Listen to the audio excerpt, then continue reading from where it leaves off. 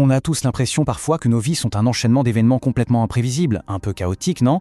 Mais et si ce chaos n'était qu'une façade? Si, juste sous la surface, il y avait une pulsation secrète, un rythme caché qui orchestre en silence ces moments les plus importants de notre existence?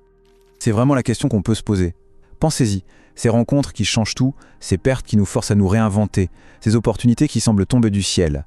Est-ce que tout ça, c'est juste le fruit du hasard, de simples coups de dés? Ou alors, est-ce qu'il y aurait autre chose? Un ordre sous-jacent, une sorte d'architecture invisible, un schéma cyclique, presque mathématique, qui se répète sans cesse, et qui, si on le comprend, pourrait nous donner les clés de notre propre histoire. C'est exactement ce qu'on va explorer ensemble. Bon, pour que tout ça ne reste pas une belle idée abstraite, le mieux c'est de regarder une histoire vécue. Parce que c'est souvent en se penchant sur un parcours de vie précis que ces fameux motifs apparaissent avec une clarté assez bluffante. Et dans cette histoire, le motif qui se dessine est plutôt sombre. C'est un cycle de pertes et de trahisons. Une fois que la toute première graine a été plantée, le schéma s'est enraciné et a continué de se manifester pendant des décennies. Vraiment, comme une boucle de douleur qui semblait ne jamais vouloir s'arrêter. C'est la chronologie qui est vraiment parlante. Tout commence à l'âge de 11 ans. Une rupture familiale qui agit comme un événement fondateur, une sorte de point de départ. Ensuite, pendant plus de 30 ans, ce même scénario de perte s'est rejoué encore et encore, jusqu'à une toute dernière répétition, un véritable point de rupture, à l'âge très précis de 44,99 ans.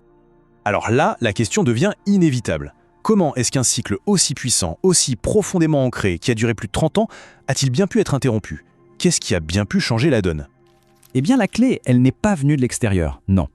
Elle est venue d'un changement intérieur, d'une nouvelle façon de percevoir les événements. C'est là que se trouve le vrai pouvoir en fait. Pas tant dans ce qui nous arrive, mais dans la manière dont on y répond. Voilà le mécanisme qui nous enferme dans ces cycles, le jugement. Chaque fois qu'on colle une étiquette sur une expérience, mauvaise, injuste, douloureuse, ce jugement agit comme un puissant aimant énergétique. Il attire à lui des situations qui vibrent de la même manière, encore et encore, jusqu'à ce que ce jugement soit enfin relâché. À 44,99, la réponse a été complètement différente. D'abord, il y a eu la reconnaissance lucide du schéma. Ah tiens, le voilà qui revient. Ensuite, la communication avec les personnes impliquées, mais cette fois sans accusation, sans jugement. Et enfin, l'étape la plus importante, démagnétiser l'expérience en libérant le jugement qui était accroché. C'est ça qui a brisé l'emprise du cycle, une bonne fois pour toutes.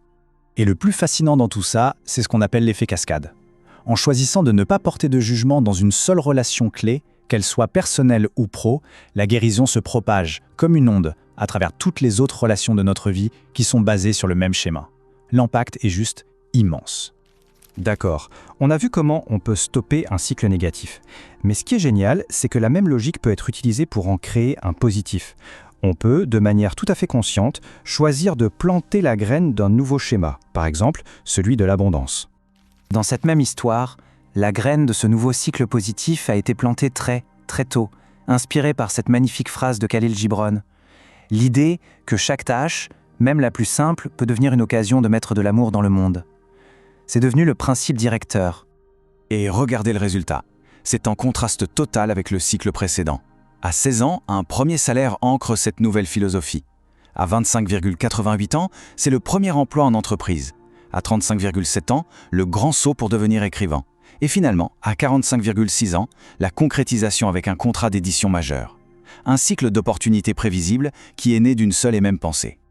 Et maintenant, on arrive à la partie la plus surprenante. Il semblerait qu'il existe un moyen de calculer les moments précis où nos choix ont le plus de poids, où ils sont les plus puissants pour démarrer ou transformer un cycle. Vous savez, dans la nature, on ne passe pas brutalement de l'hiver à l'été. Il y a toujours des transitions. Eh bien, pour nos vies, c'est pareil. Entre la fin d'un cycle et le début du suivant, il existe une sorte de zone tampon, une période de transition qu'on appelle le point de choix. C'est le moment où notre pouvoir de changer de cap est à son maximum. La question qui nous brûle les lèvres, c'est est-ce qu'on peut prévoir cette fenêtre d'opportunité? Est-ce qu'il y a un moyen de calculer la durée de ce fameux point de choix? Eh bien, la réponse est oui, et elle tiendrait dans ce simple nombre, 0,70243. Ce nombre serait la clé, le facteur qui permettrait de déverrouiller le calcul de ces moments charnières. Alors, comment on s'en sert concrètement? C'est assez simple. Il faut d'abord mesurer la durée totale du cycle qu'on vient de terminer. Disons par exemple 10 ans. On multiplie ensuite cette durée par 0,70243. Le résultat, un peu plus de 7 ans dans notre exemple, donnerait la durée de cette zone tampon, ce fameux point de choix où les conditions de l'ancien cycle et du nouveau coexistent, et où nos décisions ont le plus de poids. Le fait de comprendre ça change complètement la perspective.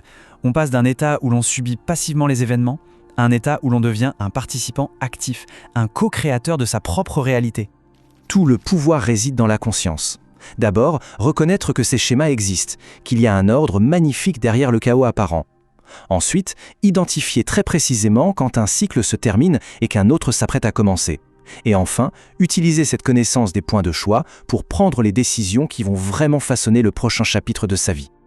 Au fond, c'est la différence fondamentale entre deux postures face à l'existence. On peut être esclave du schéma en pensant que la vie nous arrive et de ce fait répéter le passé à l'infini, ou alors on peut devenir l'architecte de son cycle, apprendre à travailler avec les rythmes de la vie et utiliser son libre arbitre pour créer consciemment l'avenir que l'on souhaite. En fin de compte, ces rythmes ne nous disent pas exactement ce qui va se passer, mais ils nous montrent quand les conditions sont parfaites pour que les choses se produisent. C'est comme si la musique jouait. La question n'est plus de subir le rythme, mais de choisir la danse que l'on veut danser. Alors, une fois qu'on connaît le rythme, quel nouveau cycle magnifique choisit-on de commencer ?